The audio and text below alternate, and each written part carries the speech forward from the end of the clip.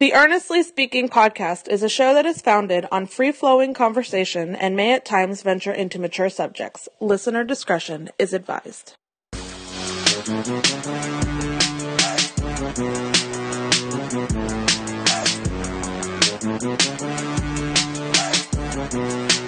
Welcome to this Earnestly Speaking podcast. I'm your host, Ernest E.J. Christian.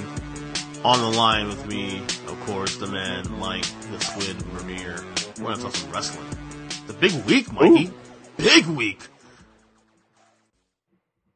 I like the wrestling. It's very nice. Mm-hmm.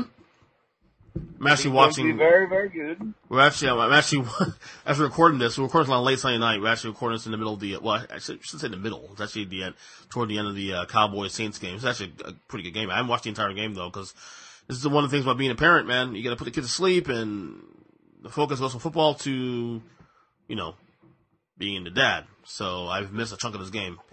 Chunk of the second half anyway. So what I'm going to say is that they're about to hit the 2-minute warning. Yeah. Will Lutz has all 12 New Orleans points. He does. Hey, man. Dallas's juggernaut of an offense that, blew the doors off of the Washington Redskins and the New York Giants and the Miami Dolphins can't outscore a kicker.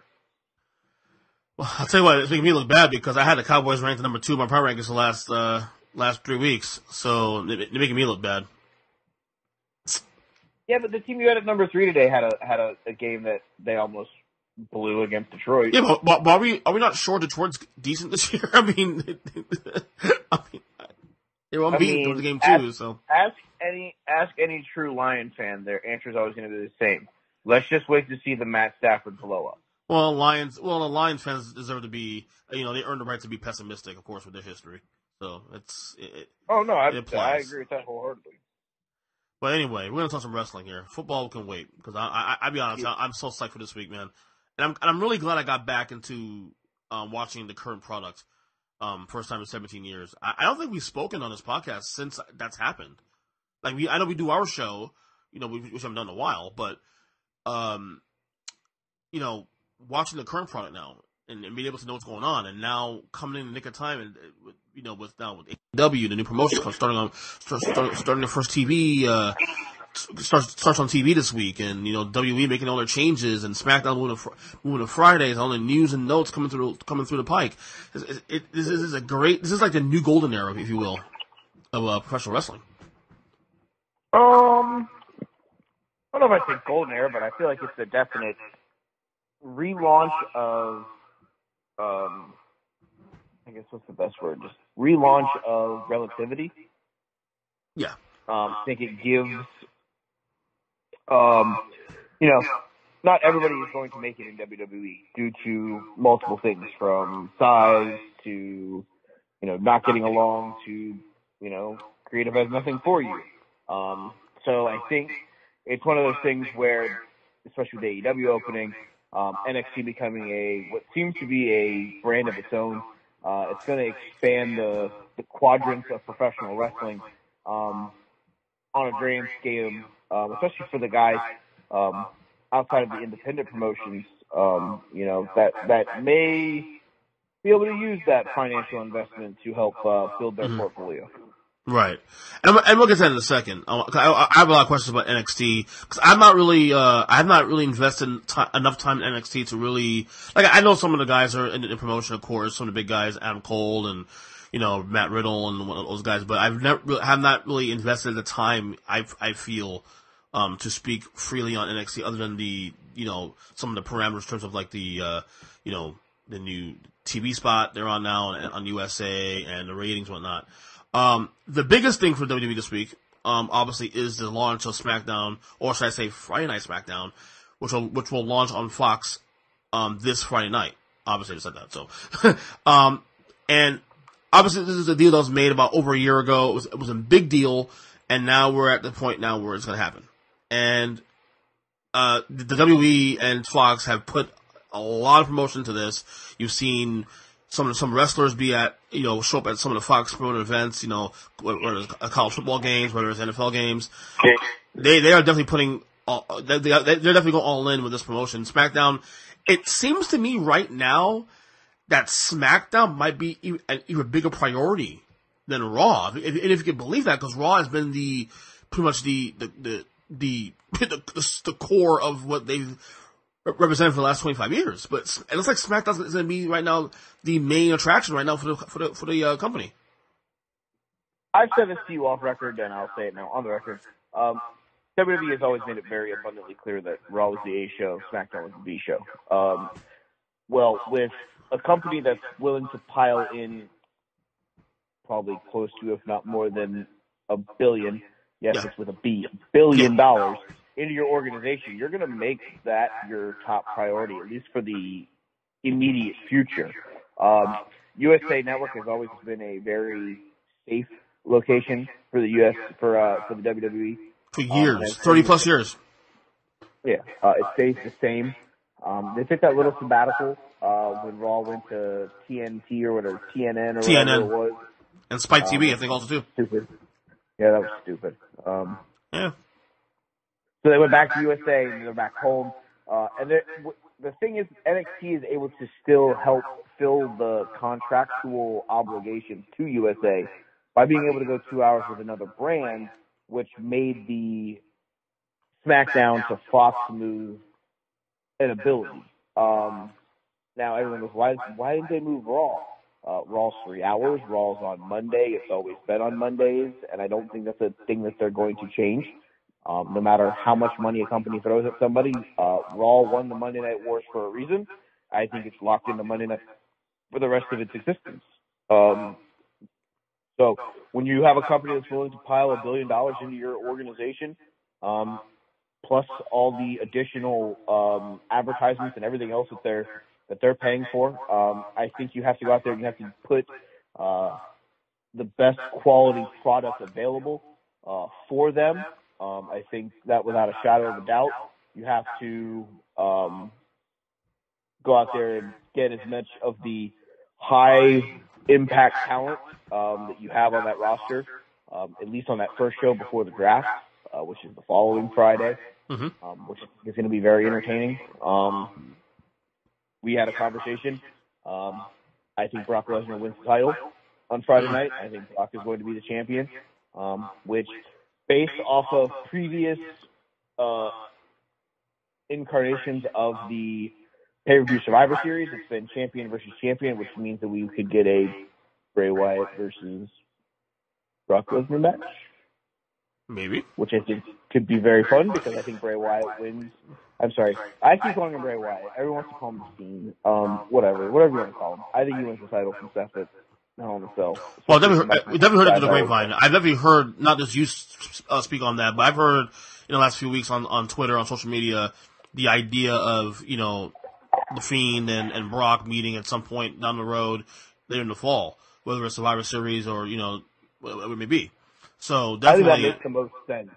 Would be Survivor Series. Well, right, of course, absolutely. That's my favorite view beyond the Seth Fiend match. Now, just to be clear, while I do agree to Raw, but in the 90s had the better product than WCW Nitro, I will say that WCW shot themselves in the foot. They lost because they were stupid. they were a dumb promotion. They were a bloated roster, bloated salaries with no direction.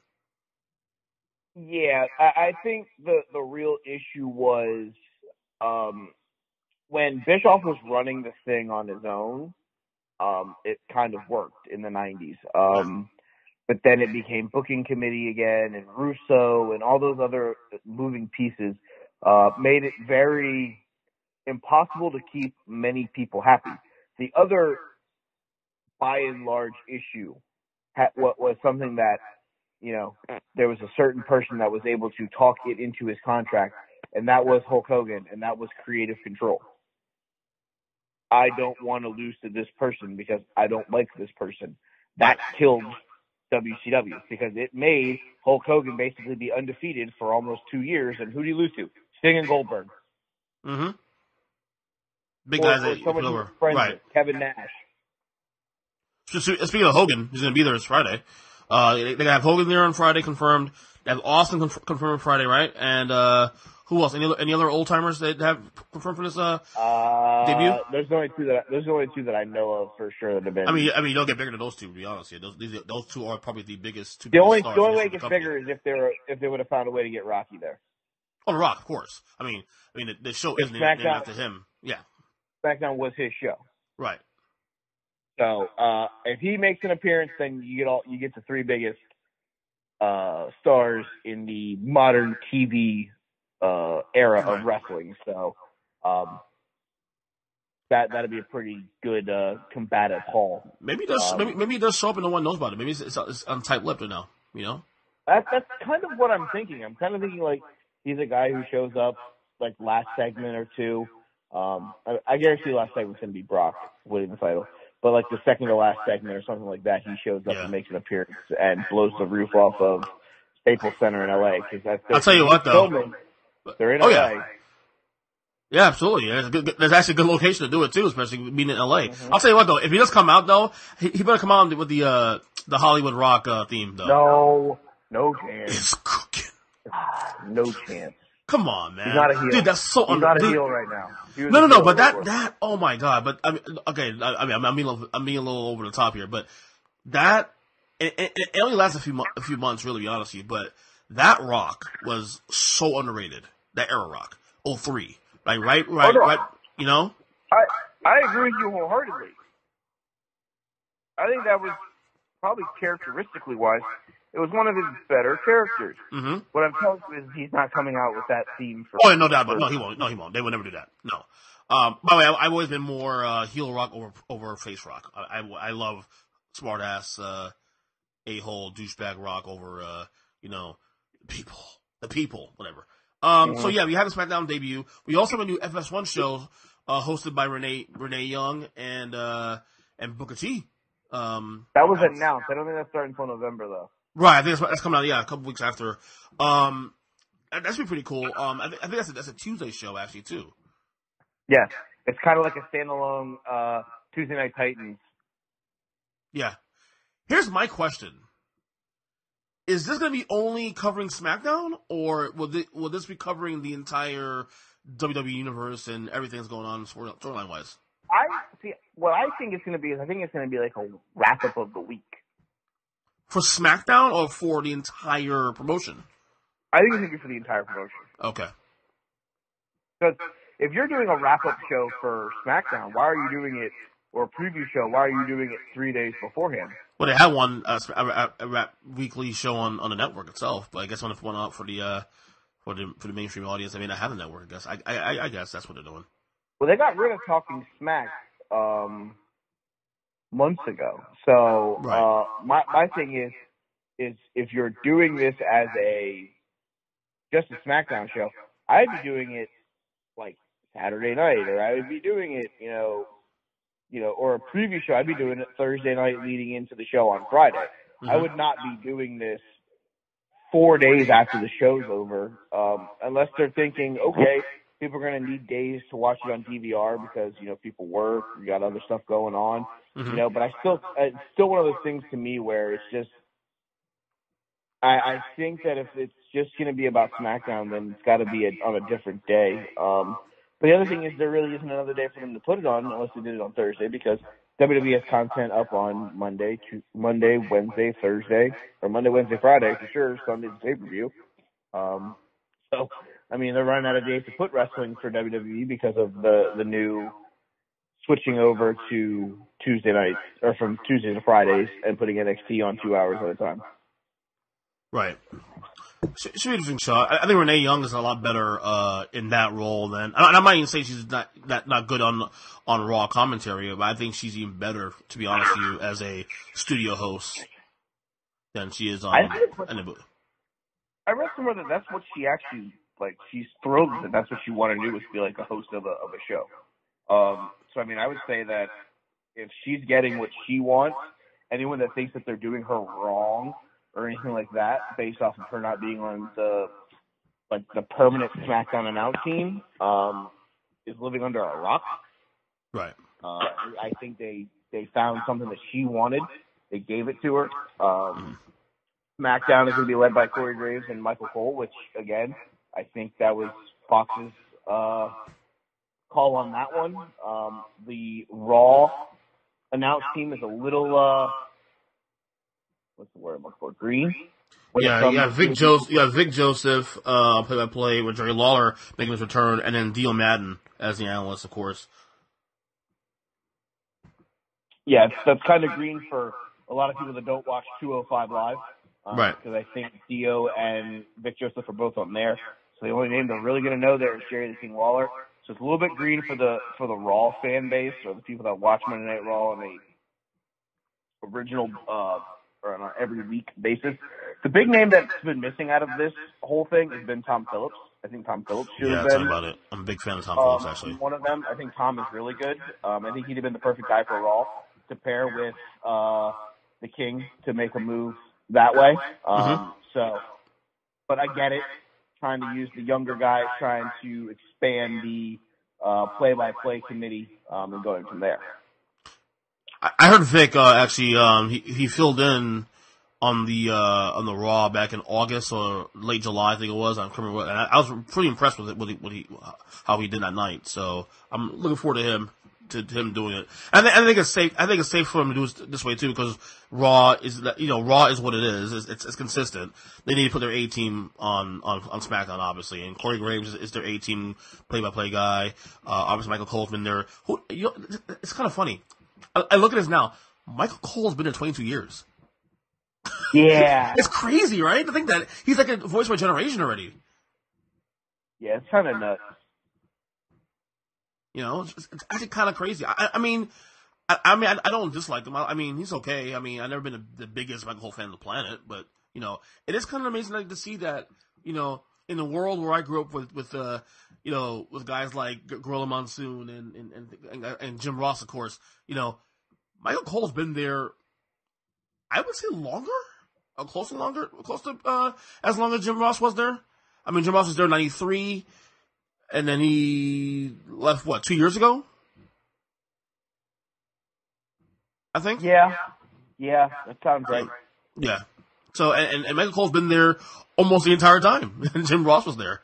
It's kind of crazy to think that he's a voice of a generation. I mean, the more you know, this is crazy. But yeah, I mean, you gotta put your A team there. I mean, I am actually a huge Corey Graves fan. I've always, watching wrestling for as long as I have, I've always loved the color commentator aspect of it. Jesse Ventura, Bobby Heenan, guys like that. Wasn't necessarily a big Lord Alfred Hayes guy, to be totally honest with you. But and of course, Jerry Lawler, being, the voice of that generation. Corey Graves is great, man. And I'll be honest, I'm kind of upset that he's not on both shows again. I think that they're going to make this very hard on the split. So I think this is a very big, we have to make sure that these guys are on separate brands. They have to not be commingling. And I think that goes, A through Z, ring announcer to, commentator to maybe even potentially cameraman. They want it to be its own separate entity, in general. So I think that's been a thing that's kind of been, heavily relied on, and I think that's a thing that moving forward is going to be everybody's going to be on this, you're on this brand, you're staying on this brand until we have a draft or a trade or something like that. We talked about it, me and, our other cohort on the Wrestling Retrospective, Joe Lopez, me and Joe talked when we went to the NXT taping, that we would love to see the draft in 2 weeks be like the NFL draft, like an NFL draft kind of thing, where you have a executive from USA and executive from Fox. No, they don't have to be real executives. They can be people portraying them, but them sitting in a war room with their team, looking over the entire WWE roster and doing it like an NFL draft-esque thing, power rankings and trying to trade draft picks to get two guys that they want together rather than having to take a chance that the person's going to make it back to them, kind of thing. Right. We just thought it'd be a fun little spin on it, and it could help build the drama of the draft. Yeah, makes sense. Now you could always do it with two people, quote, representing the shows. You could do a Stephanie McMahon on Raw and a Triple H on SmackDown. I say Triple H because I think Shane McMahon is getting fired on the first show of Friday Night Smackdown because I think Kevin Owens wins the ladder match. Because I think Shane wants a vacation, and I think is that happening on is that match happening on this coming SmackDown? I believe so. I believe that was announced earlier this week. If that changes, the only other time it could be would be 2 days later at Hell in a Cell. Let me be clear. Like, I love Shane McMahon, and I don't want him off the show. I just want him to be less on the show. A lot of people want him off the show completely, and I disagree with that. I think Shane himself wants a vacation. I think he wants to take a step back, and I think this is the perfect way to do it. Of course. Because, he's fired, and then 6 months from now, Vince will bring him back to jump off of some random building in Saudi Arabia or some mega death screen in Tampa. Oh, he might jump off the pirate ship in Tampa. Oh, yeah, that's right. Mania, right? That'd be pretty kick-ass. Oh God, I mean, it's typical Shane. And by the way, you know Vince will be all over the SmackDown brand. Probably more involved in this than the other stuff, NXT and the Raw, of course. So at least at the onside, Vince will be heavily involved in the backstage, which I know is a good and bad thing. To be honest with you, I know Vince. Obviously, I respect what he's done, for this company for years, and just being straightforward, whatever. But at the same time, I believe that there are moments where Vince just gets too touchy on things, and sometimes if you hire writers to do the job, let them do the job. Yeah, I agree with you wholeheartedly. I think it's one of those things where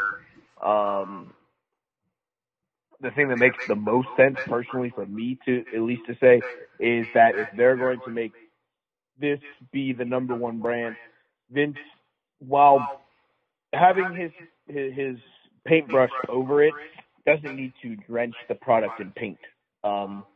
Especially this first month or so leading into Survivor Series, month and a half or whatever it is.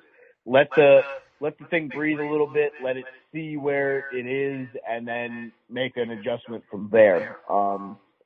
Because Fox isn't going to pull you because you have 2 or 3 bad shows. But you got to not oversaturate it with,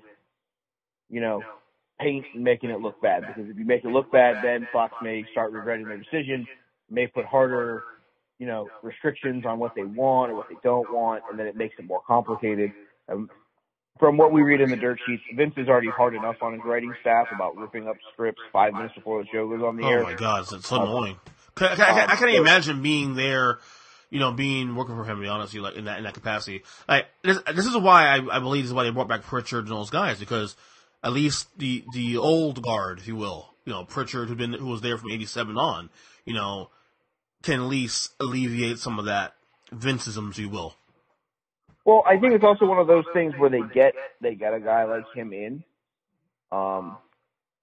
and legitimately it's like, hey, go tell Vince to calm the fuck down, and Pritchard's probably like one of the guys that can get away with walking in that room and being like, hey, chill.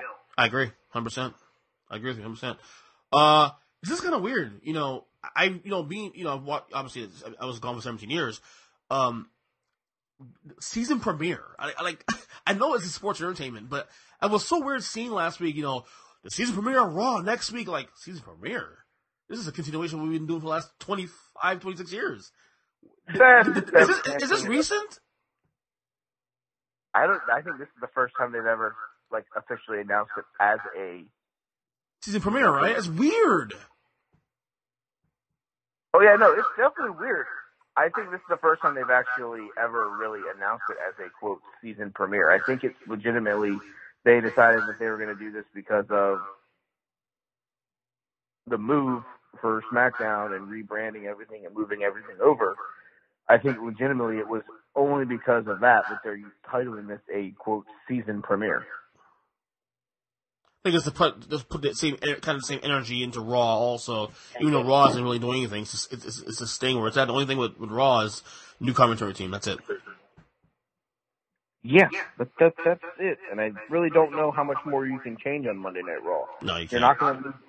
You're not gonna move it up from 7 to 10. You're not gonna take an hour away from it. There's not a lot that you can do in it to make it that big of a difference, in all honesty. So why? You know what's funny? You know what's funny? Like, we all blame WWE for being, we all complain about the Raw being too long. And we blame WWE for that, when in fact it's probably USA the ones that's saying to do 3 hours because they can fill in more advertising time. Oh, that's 100%. It's 100% USA. Right. I think the realistic standpoint is, in a perfect world, Vince would have all 3 shows be 2 hours. Yep. That's 6 hours of content guaranteed a week. Mm-hmm. You had a 3 to 4 hour pay-per-view, one Sunday a month. And then the big pay-per-views, you had a takeover event, which is another 3 hours. And the takeover events, like let's say the weekend of WrestleMania, you have Friday Night Smackdown for 2 hours. You have takeover on probably Saturday for 3. Mm-hmm. You have WrestleMania for 5 or 6 hours. And then you have Monday Night Raw for 3 hours on the back end. So you're at 9, 14, you're at 17 hours of wrestling content in 4 days. Yeah. Can I be clear also, too? And I know people complain about the WrestleMania, being 7 hours too long. Look, and initially I was in that same camp, like, it's too long, don't do it. The 7 hours is for the hardcore fan, okay? You don't have to watch 7 hours. The 7 hours is for the hardcore fans. It's on the network. It's not like you're buying time on pay-per-view for it. No, it's on the network only. You can check in, when the main show starts, and it's okay, no big deal. I used to be, the complaining fan, like, it's too long. No, not anymore. I get why they do it now. It makes sense. It's for the hardcore fan. That's it. I'm having it. It's also one of those things where, and the real measuring stick on if this is going to work, in all honesty, is going to happen in January. I know this is we're talking wrestling, so I'm going to be able to talk about this a little bit more without it being too confusing. New Japan has their equivalent to WrestleMania, which they call Wrestle Kingdom. Right. And they've done the same thing. They have a extensively long show. Every title that New Japan has is defended on the show. They have a battle royal beforehand, and Wrestle Kingdom ends up starting at about 3 a.m. in the United States and probably ends at like 9 a.m. So you got like a 6 or 7 hour show. They have their own streaming network. They also offer it on different wrestling things like Fight and stuff like that, where you can watch the replay. But a 6 hour show, so now they're thinking about splitting it up and doing 2 nights and doing like a night 1, which is like 3 or 4 hours, and then another night, like night 2, be another 3 or 4 hours.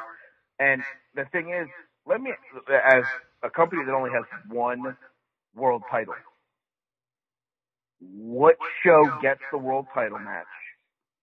And if it's the second show, what closes the first show? Right. At least with WWE, if you did that, if you made WrestleMania a 2-night event, or whatever the hell you want to call it, yeah, you're going to get more ticket sales, or you're going to plummet your attendance because people aren't going to pay what you want 2 times in a row. And then at that point, it makes it a Raw pay-per-view and a SmackDown pay-per-view, because at the end of the day, you're not going to have these brands commingling anymore now that Fox is pretty much in charge of SmackDown's developmental, or not really developmental, like scheme and roster division. Mm-hmm. So, I mean, that's my thought process, is going to 2 shows or splitting it to keep the ADHD members of society happy. Like, stop. Let's just enjoy the content.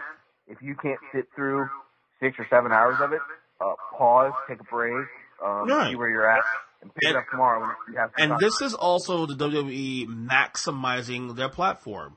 They have a network. they can do this. They're maximizing content, as much content as possible. I have zero problem with it.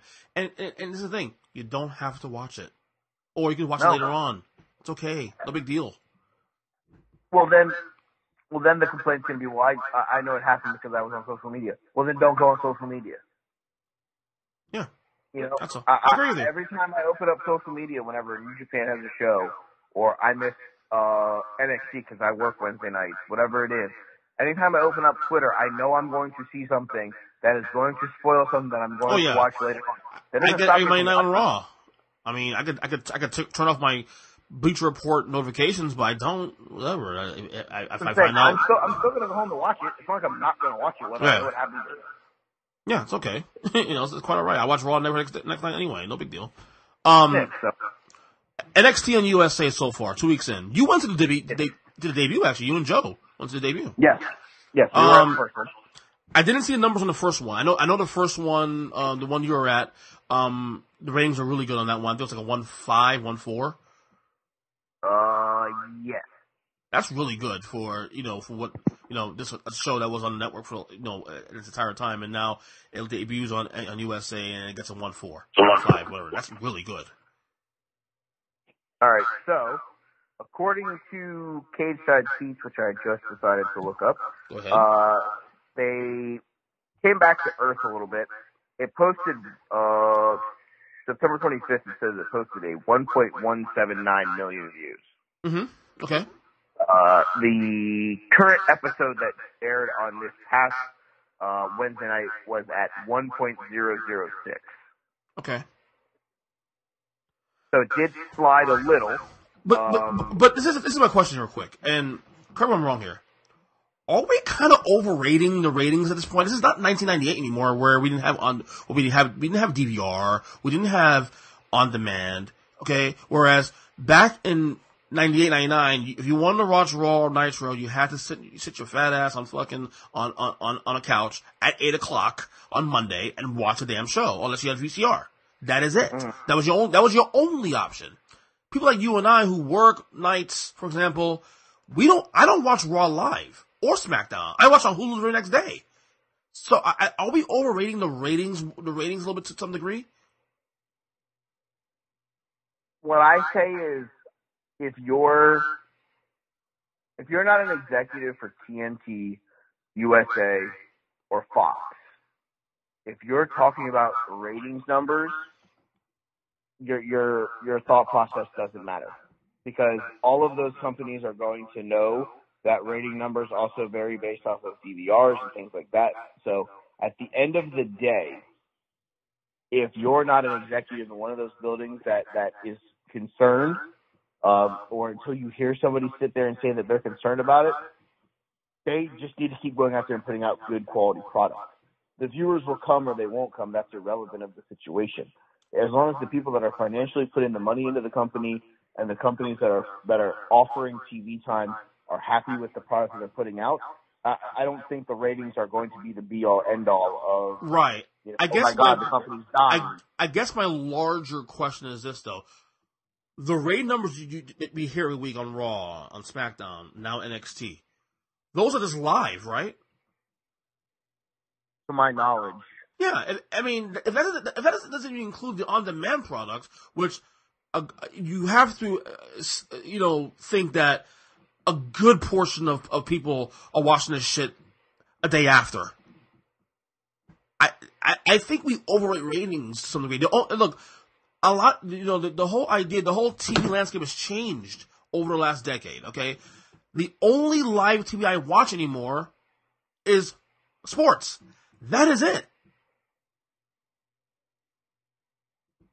Yeah, I agree with you. And I think the other thing here, and, I just read it in something on social media, and I want your opinion on it because we're talking about it. We're going to talk about baseball in a little bit. Okay. Week 1, NXT versus AEW. Okay? What else is going to happen that day? The baseball playoffs. There is a wild card game. Yeah. That night. Now, the only saving grace, and I'm going to be 100% honest because, hey, it's what I do. I shoot from the hip. I believe the Wednesday night game is going to be Oakland and Tampa Bay. That won't pull out ratings, to be honest with you. That won't pull a lot of ratings. That's what I'm saying. So you're going to catch a saving grace there. If they were going up against Washington and Milwaukee, big market teams, yeah, they'd be screwed. That could hurt them, especially in D.C., where, hey, guess what? That's where the debut episode of AEW is. Mm-hmm. I'm sorry, if there are people that have bought tickets to that event and the Nationals play on Wednesday night, that could hurt their attendance drastically. AEWs, you think? Yes. I don't know, man. I mean, it's not going to. If I'm a wrestling fan, for example, if I'm a wrestling fan, dire wrestling fan, I'm probably more excited about going to an AEW show than to a Nationals playoff game, to be totally honest with you. Okay. Let's just think about what you said. You're excited about going to a wrestling show that you can go to anytime you want, rather than seeing Max Scherzer pitch in the playoffs. If I'm a hardcore AEW fan, or hardcore wrestling fan, it depends on who you are. If you're just a casual wrestling fan, you had a choice between the two, and you love baseball. I'm gonna tell you right now. If I'm living in DC where I grew up, and I'm a Nationals fan who also loves wrestling the way I do, I'm going to Max Scherzer. I'm going to the playoff game because at the end of the day, that team hadn't had a lot of success winning when it gets to the playoffs. I agree with that. With Bryce Harper, for example, yeah. So I mean, I'm telling you straight up, I'm going to the playoff game. I'd probably go to AEW. AEW premiere, honestly. I'm pretty excited for the AEW premiere, to be totally honest with you. And the thing is, Mike, I actually, while I try to watch pay-per-views as much as I can, I haven't really invested my time into it. I have to wait. Right, I made a decision to wait until they got on TV because, honestly, as much as they've done the pay-per-views once a month, I need the storylines. I need the week-to-week thing, and it was not, to me, it was almost, for me personally, pointless to watch All In and all these other pay-per-views they've been doing for the last 4 months, because I still need a storyline to pull me in, and so I decided to wait until TV. So now this week, they're going on TV finally, and I'm pretty psyched. Now that being said, do you think AEW pulls a one plus on ratings this week?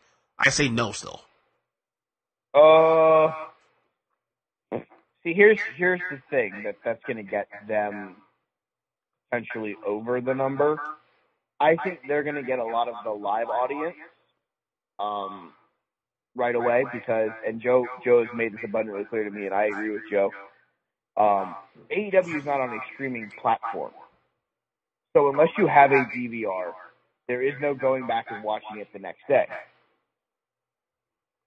Well, TNT has a on-demand section, which I'm sure they'll use for the AEW show once it's gone. But there have been times where it takes companies 2 and 3 days to get that stuff on demand.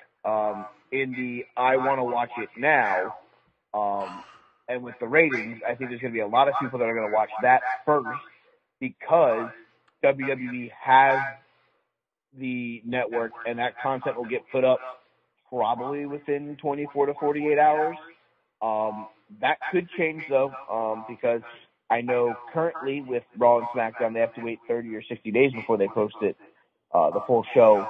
That's because it's the TV deal they have, the TV deals they have with those networks. USA wants the eyeballs of those shows for the first 30 days. They want you to go to USA and watch the show on USA's platform on demand. I'm not disagreeing with you. What I'm saying is I don't know if that's going to be the same case with NXT once it goes fully live for both hours on USA. Now, the first 2 episodes were put up the very next day, both hours on the network. So I don't think right. I will say in the case of AEW, I don't think they can afford to risk not doing that because there's already too many hours of wrestling hours to dedicate a week. Between if you're a diehard fan and you want to put 3 hours of Raw, 2 hours in NXT, 2 hours of SmackDown, there's already enough hours in itself to commit. If AEW does not put this shit out there as much as possible, does not make the on demand available immediately after going to tapings over, after the live show's over, they're gonna fuck themselves early out the gate. And at some point, the casual fan, WWE is ready to give you 3 brands to choose from. AEW has to put all the cards in the hole right now, immediately. And I hope TNT is smart to know that to make it on demand immediately. No dicking around waiting 2-3 days. No, because by then I'm watching SmackDown on Friday, and I'm not gonna give a fuck about AEW at that point anymore. Yeah, and I think the real thing here, and this isn't really, I guess, necessarily a knock on AEW. It's a concern that I have, especially because of the way that they were saying that they were going to do things in AEW. Mm-hmm. I don't know how realistically deep their roster of like full-time wrestlers is. Mm-hmm. So if that's the case, like, how deep are their shows going to be? I'm looking at their roster right now. Their male roster has about 30, and their female roster has 12. Their current total roster is 42. There are probably going to be 45 to 55 on Raw's roster, and probably 5 to 10 less than that on the SmackDown roster because it's an hour less. So, right. And now let's look at it. Moxley's hurt with the elbow. Who's been one of your bigger draws? Right. He's not wrestling the first show. He's going to make an appearance. He's back for October, right? The pay-per-view in October, I think, or November. November, he's back for that for sure. But I know he has a match, I think, lined up for one of the TV shows. But that was supposed to be one of their big draws, was him being on that first TV show wrestling. He's not doing that. He may be there, like maybe in storyline. No, I'm looking at what they've announced as their show preview on AEW Wrestling's website. Cody versus Sammy Guevara. Mm-hmm. Which Cody said if he loses, he will not fight Chris Jericho for the title, so that means Cody's winning that match. The Elite, Kenny Omega and the Young Bucks versus Chris Jericho and 2 mystery partners. I think the way they're going with the mystery partners is going to be annoying, but I think it makes the most sense for them. Mm-hmm. I think it's going to be Ortiz and Santana, the guys from LAX that jumped. Okay. The Young Bucks at All Out. Personally, I feel like this is a great spot for you to put a couple guys to help deepen your roster. Yes, they're former WWE guys, but I think they can help this company out drastically. One of them being Jack Swagger, a.k.a. Jake Hager, right. The Bellator MMA fighter who, what's his record now, like 2-0, 3-0. I think he could be big for them. And the former Bad News Barrett, Wade Barrett, I feel like he could be really good for them. And he could just be a veteran that could help some of these younger guys understand, like, hey, you don't have to go be in a car crash every week to have great matches. Because I think that's a real issue that some of these guys have. Jimmy Havoc, Joey Janela, Darby Allin. Every match they're in is a car crash. You don't need to slam your car into a brick wall at 100 miles an hour. That's my fear also, that they go all out with these matches that, I mean, you say the roster is thin as is anyway. You start piling more injuries, then what? Yeah. Also announced Rio versus Nyla Rose for the AEW Women's title. Hangman Page versus Pac. This match is supposed to take place at, I guess, All Out, Double or Nothing. And this is all happening on Wednesday, right? On Dynamite. Yep. Mm-hmm. Mm-hmm. Right. My biggest problem with AEW right now is, and WWE, to their, and granted they have the advantage of this because they're the bigger company. They have flooded ever since AEW, early in the summer when they gave momentum with the pay-per-views, and WWE of course had their issues with the ratings and stuff. Ever since late July, August, when they made a change with Heyman, right, being the head of Raw and Bischoff head of SmackDown. WWE's kind of owned the news cycle now. They flooded the news cycle now with the SmackDown move, of course, being official and coming in October this week, of course. Raw and all the news now, as all this news has happened in WWE the last month and a half. Mm-hmm. it's easy to forget, if you're a casual fan, it's easy to forget that AEW is premiering this week. Yeah, I would definitely say that it's very easy to forget that's forgettable. So in other words, WWE right now and Vince is right now what they're doing to flex their muscles. To be also honest with you, and this is going to be a knock that I have on AEW, and me and Joe went back and talked about this. Mm-hmm. Like you said, you want to see the storylines. You want to see what's going to be built, okay? You're getting ready to start a TV show. There's a certain gentleman on their roster right now that I feel could be the next great heel in professional wrestling. And he had an opportunity to make his heel turn and make it on the most impactful stage leading into the TV taping. And that man is Maxwell Jacob Friedman. MJF his gimmick is basically he is the salt of the earth. He's better than you. He knows it, and he has no problem telling you that. And I think he's really good at his gimmick. He's really good in the ring. He was in Cody's corner in Cody's match against Shawn Spears. Post-match, the two of them were in the ring together, and that was the perfect time for MJF to just kick Cody straight in the nuts and go heel and become, I've used you to get over, and now I'm going to kick the shit out of you, and I think it would have worked perfect. And MJF would have been the number one heel in AEW, and he could have been paired up with Jericho, and the two of them with their matching scarves could have been hella entertaining, and those guys could have, been the two heels that AEW has to build around. Because at the end of the day, this right now, the way it's really being portrayed is this is being portrayed as like wins and losses matter, but there's no faces, there's no heels, there's just wrestlers. Right. If you look at their roster, there's two guys on the rosters that I think are heels. One of them, Jericho. Jericho, obviously, yeah. Yep. And the other one is a guy whose nickname is the Bastard. It's Punk, the guy who used to play the role of Neville on WWE TV. Okay. Those are the only two heels they got. There's no other heels on that roster. Maybe the Dark Order for the tag division. And then maybe Ortiz and Santana once we figure out exactly what their motives are. But there aren't any necessarily, quote, bad guys that are like, oh my God, you guys got to avoid this person. Like in WWE, bad guy, Brock Lesnar. Bad guy. Technically The Fiend, because he's destroying everybody. Like, there's bad guys that you're supposed to boo. Well, maybe... let me just cheer everybody. Right. Maybe AEW's plan come in here... Right, maybe AEW's plan coming here is pretty much just to let people naturally decide who they like and don't like.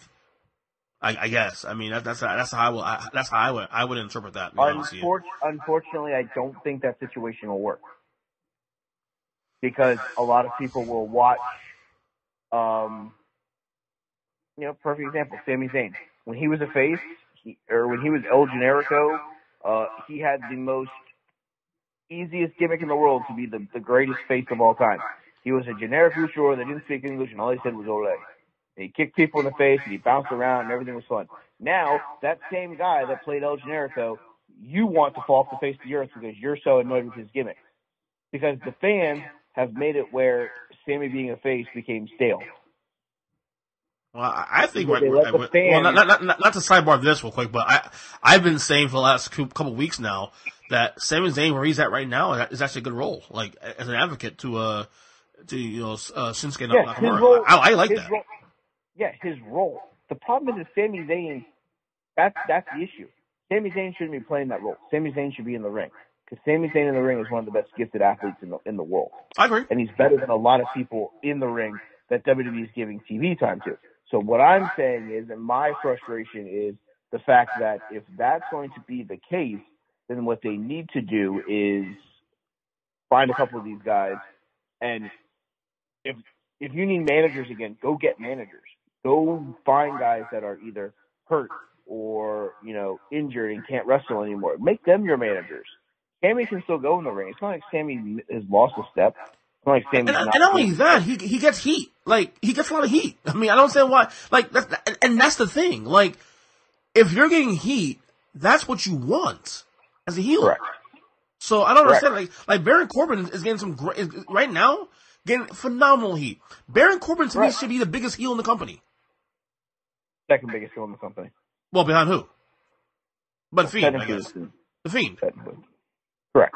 Right. Well, I mean, for you being that right now in that conversation right now, that's actually pretty good. Because the Fiend right now is the biggest guy right now in the company overall. Correct. So, but right. All right. I wanted to one more thing on wrestling with baseball quick. And I just researched as we were talking. I just saw where he said this. Stone Cold Steve Austin on his podcast, has said that he feels like he can go one more match. He's in great shape. We've seen Austin do a couple appearances on Raw in the last couple months. The Raw reunion in late July, and then recently the MSG shows on Raw and SmackDown. He was on Raw, of course. I thought he looked phenomenal. He said on his podcast recently that he feels like if he wanted to, he can go one more match. My question to you is this: Stone Cold Steve Austin has not wrestled in the company since WrestleMania 19 in 2003. Mm-hmm. My question to you, Mike, is this: do you want to see Stone Cold do one more match?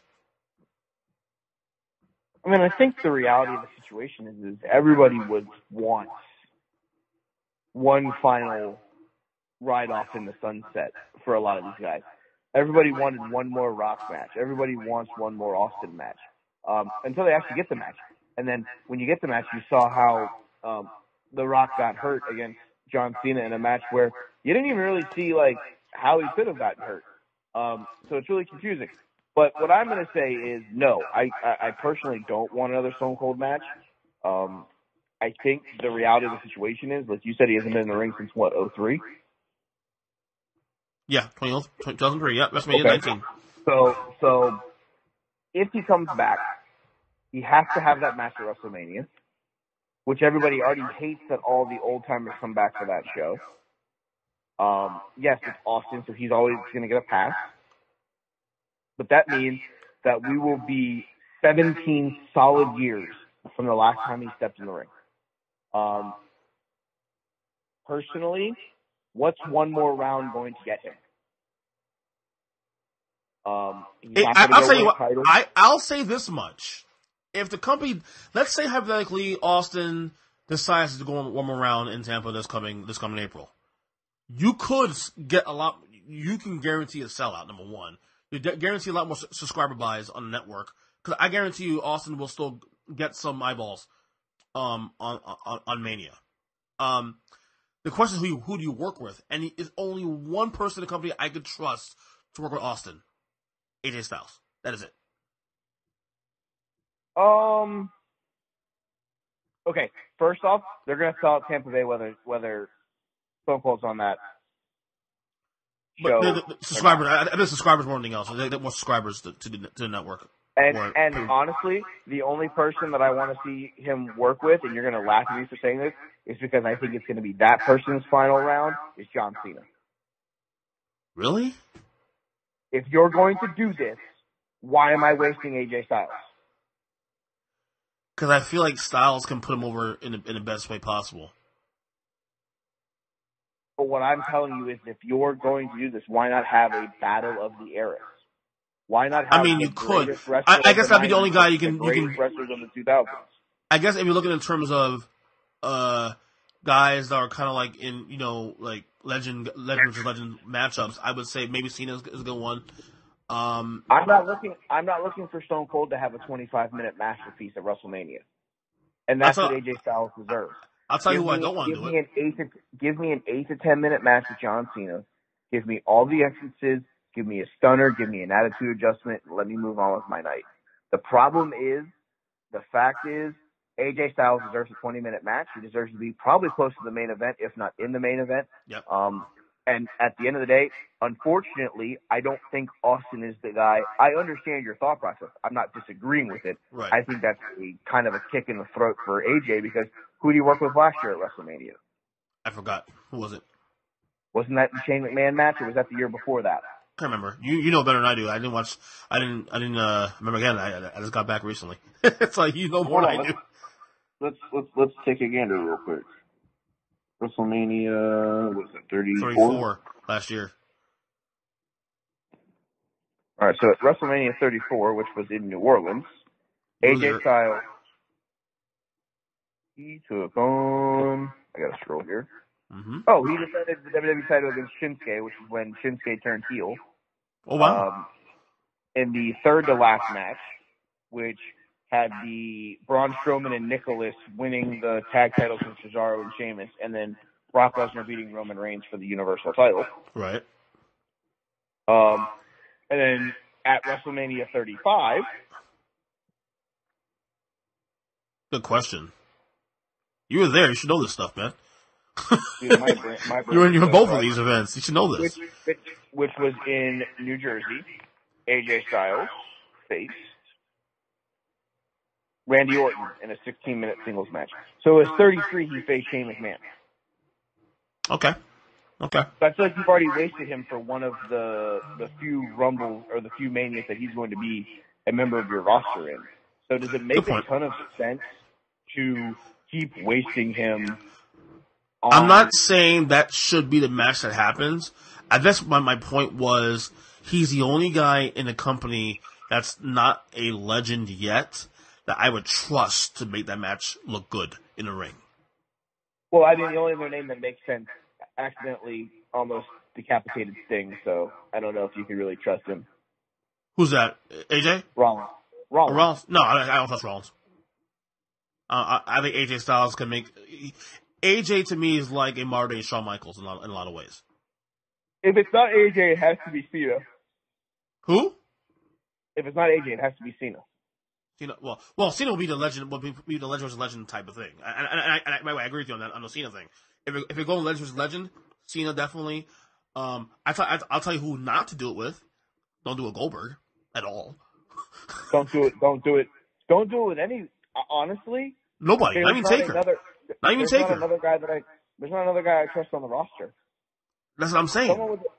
Someone with a neck injury as serious as Austin's. When you look at the top guys, Roman Reigns, I don't trust his spear. No. Finn Balor, coup de grace, if he's 6 inches to the left, he hits him in the face. Braun Strowman, No. That running power slam is going to be brutal. No Seth. Seth Rollins, the stomp. AJ's not going to be able to hit the Styles Clash because I don't know if Austin will be able to tuck his neck in. Shinsuke Nakamura with the Shinsaka. Actually, I saw the guy who could probably pull it off is Dolph Ziggler. Maybe. Dolph's probably the only other person that I would trust. Dolph and AJ, don't you guys? I would trust on the current roster that's active roster that I can see that happening. That being said, that doesn't even matter at this point. That being said, you and I are on the same page here. I don't want to see it.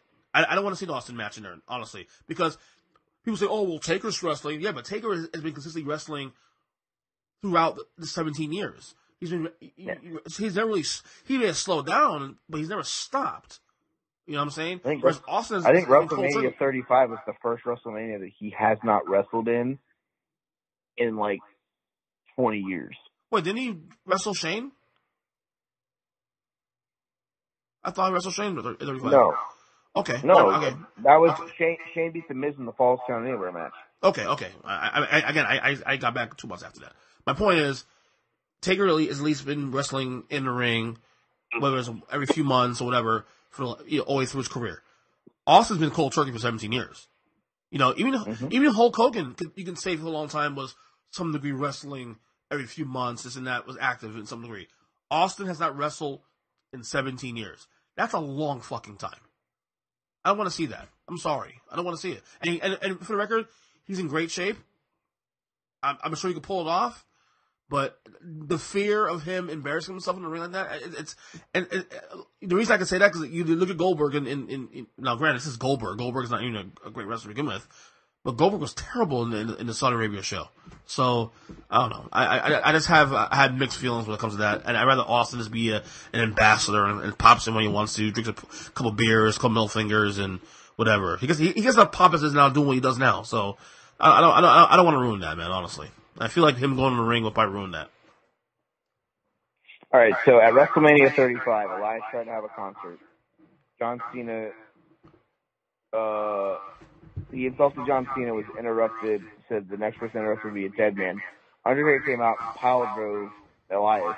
WrestleMania with 35 was the first WrestleMania in 19 years without an Undertaker match. That's crazy. So yeah, so anyone that wants to say that and compare the Undertaker to Stone Cold, Undertaker's had a match at WrestleMania at least. I mean, he could have also had other matches. But guaranteed that he at least had one match a year for 19 straight years. It's been 17 years since Austin got into a ring. Yeah, I don't want to see it. Almost 17 years. And I don't want to see it. The big thing is, what is it going to do? It's not going to fill another arena. It's not going. It may help their subscriptions. What's going to help it for a month, and then they're going to cancel after their 3 months anyways?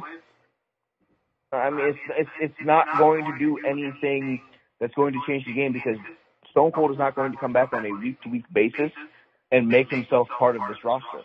If this was a guy who, went away and, came back and decided to become a full member of the roster, and that's what we're having this conversation about, sure, I can see it. If you're telling me right now that Jack Swagger is the guy, man, cool, Jack Swagger's going to come back and be part of the everyday roster, that's awesome. I love Jack Swagger. I think he's going to be great. But we're going to have a guy who has a career of neck fusions and injuries, and we're going to bring him back and let him hurt himself for what? An 8-minute match that may ruin the rest of his life? Yeah, I'm with you. I'm saying. To me, it's pointless, honestly. Let's keep him in his ambassador and keep moving. All right, let's go to baseball quick. Couple rapid fire stuff here. Joe Madden not returning to the team. Gone forever, Aaron Hernandez. No. Anyone that wants to think that Joe Madden is, quote, the problem is ridiculous. Joe Madden took that team to the playoffs five years that he was there. Or he was there for 5 years. Yeah, he won the playoffs 3 times and won them a World Series. Anyone that thinks Joe Madden is part of the problem, you're absolutely out of your mind. Can I say the Cubs got a little spoiled here? The Cubs felt a little entitled the last couple of years. What I will say is, with the exception of the New York Yankees, there wasn't a team hit harder by the injury bug in the last month of the regular season other than the Chicago Cubs. Okay. Anthony Rizzo rolls his ankle. Javier Baez breaks his thumb. 3 or 4 other guys get dinged up. Chris Bryant's playing hurt. Their starting pitchers were not anything to write home about. The mid-season signing of Craig Kimbrell blew up in their face. It makes the Red Sox look like geniuses for not spending the money that he wanted on them. The Red Sox situation of not having a closer was a fiasco all in itself, and I think that definitely didn't help in the Red Sox not being able to qualify for the playoffs to defend their title. But the reality of the other situation is, guess what? The guy that everybody thought was the solution to the Red Sox bullpen problem was Kimbrell, and Kimbrell was terrible in Chicago. I'm so glad you mentioned the Red Sox. That was the next question. What happened to the Red Sox this year? What the fuck happened to this team? Well, down year for Andrew Benintendi, who's supposed to be a guy who's supposed to be leadoff hitter. Down year for Chris Sale. Down year for David Price. Mm-hmm. The bullpen was mediocre with the exception of Brandon Workman. Brandon Workman finished 10-1 and had, I think, 12 or 15 saves for the Red Sox. No real established closer in that bullpen from the very beginning. Eduardo Rodriguez won 19 games, but Chris Sale went 6-10. David Price, I think, finished at 500. Rick Porcello had a really bad year in what is probably the final year of his Red Sox career. Good breakout years for Rafael Devers and Xander Bogaerts to build around. But unfortunately, I think the question now is what do the Red Sox decide to do with the 2018 MVP? Do they try to trade Mookie Betts to acquire prospects and or other guys, because Mookie has made it abundantly clear that he's going to test free agency, which at this point I think Mookie deserves every right to do that. 2018 MVP, a guy who you could build a franchise around, no problem. I think he deserves that right to go test free agency. So I'm very excited to see what they do. There have been conflicting rumors, and some of them good, some of them bad. Some of them are, we're going to just keep Mookie and ride it out into the sunset and take the draft pick whenever he decides to test free agency if he decides to not come back to Boston. And other ones have said, hey, we're going to trade him to, breaking news, the New York Metropolitans have been a team that's been brought up in the discussion. It's also been a couple of other teams floating around the National League that may be interested in him. But I don't know that I'm necessarily hitting the panic button to sell him. When you bottle up that the 5-man rotation on opening day for the Boston Red Sox was Chris Sale, David Price, Eduardo Rodriguez, Rick Porcello, and Nathan Eovaldi, who Nate signed a 4-year contract after helping us win a World Series. I think he made 3 starts and then ended up on the disabled list for 3 months and then came back as a reliever and then started 4 more games at the end of the year. Made no sense.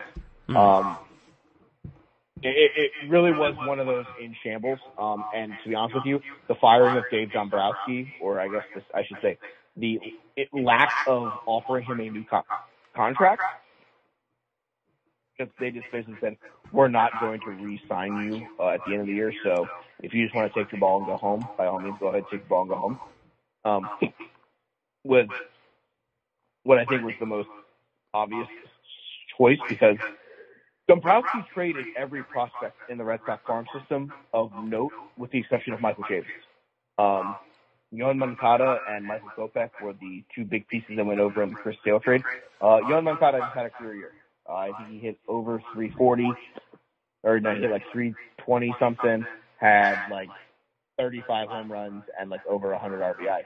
So there's a lot of like question marks on Dombrowski's time frame in Boston, especially the fact that, hey, they won a World Series while he was here, but he depleted everything to get it. Mm-hmm. So like, now you have to understand, now if you're rebuilding, you have to rebuild all the way.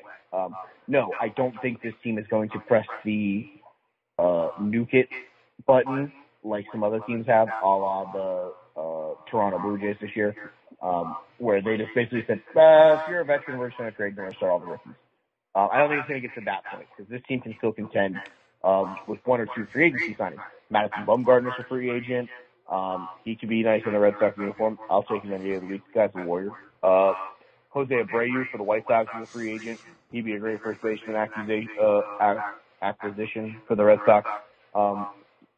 There are going to be pieces that are going to be available that the Red Sox could use. So I'm not saying that they're going to go straight rebuild, but if they do decide to trade Mookie Betts, it's probably going to be more prospect than immediate impact.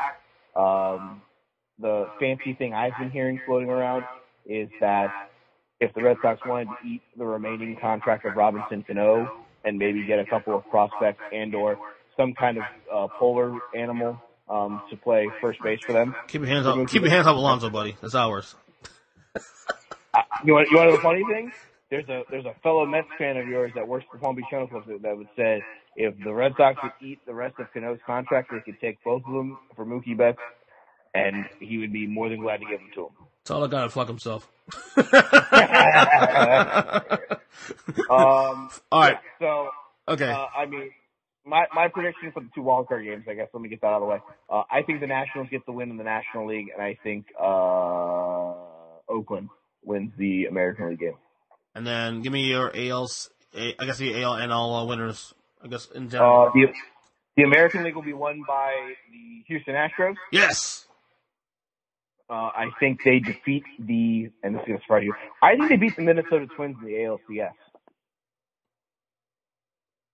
I think the Twins beat the Yankees. I hope so.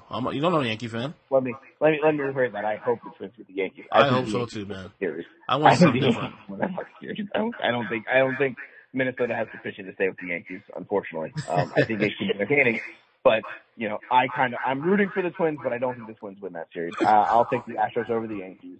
And in the National League, I'm going to take, it may not be a surprise to some, but it could be a surprise to others. I'm going to take the Atlanta Braves to win the National League. I hate the Braves, I hate the Dodgers, but I had a choice between the 2. I'll have the Braves, personally. Because I don't think, I think the Braves will roll the Cardinals. I think Washington is going to give the Dodgers fits. So I'm kind of hoping that that's the case, because I'd like to see a Nationals versus Braves 7-game series for the NL title, which then I would have to, just because home field. Game 7 would be in Atlanta, so I would give Atlanta the edge there. But I just think that'd be a really fun series. But I have Astros versus Braves, and I have the World Series going back to the great state of Texas. All right, buddy. Where does it go? Plug away real quick. Everything you want to plug? Your YouTube show and all that. And let's plug some things. So I have a YouTube channel, Fat Kid Certified Sports Entertainment. You can look that up. Give me a subscribe and a like there. Got some fun videos up. I've done some Mount Rushmores for Major League Baseball. Got some more coming up. I also have the first ever Fat Kid Certified Sports Entertainment Baseball Awards show. That'll be coming up later this week, where we will formally announce the winners of the baseball awards based off of the 4 members of Fat Kid Certified Sports Entertainment. I will not list the other 2, but 2 of them are currently having this podcast. Also, you can follow me on Twitter at They Call Me Burn. You can follow me on Instagram at FatKidCertifiedSE. I got some fun photos and stuff up there. It's a good time. It's a lot of fun. We talk about food. We watch, we talk about sports. We talk about wrestling. Got some good stuff coming up there. I am going to have a show. If you are the wrestling fan that's listening to this, I'm going to watch both shows on Thursday, and then I'm going to give you a review of both shows, and then I'm going to tell you who won that week of the Wednesday Night War. So interesting. I think it's going to be a lot of fun. So give me a like, give me a follow, subscribe if you can. That'd be great. Hit the bell so you guys can get all the cool notifications when I right first in the video. And go Astros. That's right. Go Astros. I'm in there too. Mikey, thanks a lot, man. Come on the pod, man. Appreciate it. Enjoy this awesome week of wrestling. Awesome week of wrestling coming up. Can't wait. Hell yeah. All right, buddy. Be good, man. All right, dude. There.